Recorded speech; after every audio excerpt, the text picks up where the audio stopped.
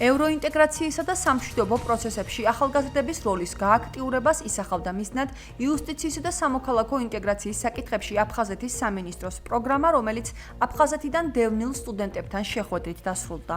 ახალგაზრდებს სამშვიდობო პროცესებში ჩართულობაზე, აქტიური მოქალაქეობისთვის შესაბამის ცოდნასა და უნარების განვითარების ხელშეწყობაზე ესაუბრნენ საქართველოს საგარეო საქმეთა სამინისტროს აფხაზეთის ავტონომიური რესპუბლიკის მთავრობის წარმომადგენლები.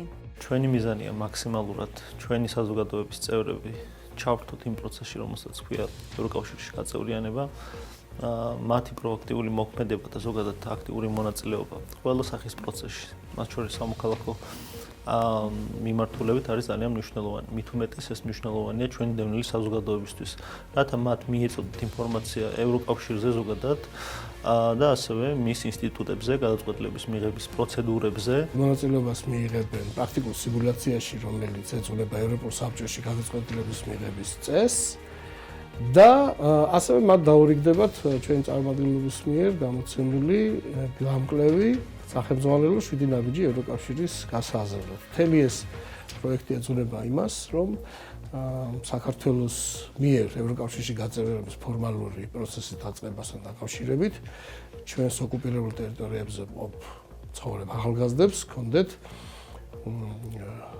კვალიფიციური და სიღრმისეული ინფორმაცია იმ პროცესების შესახებ, რომელიც უნდა განვითარდეს უკვე საქართველოსთან დაკავშირებით.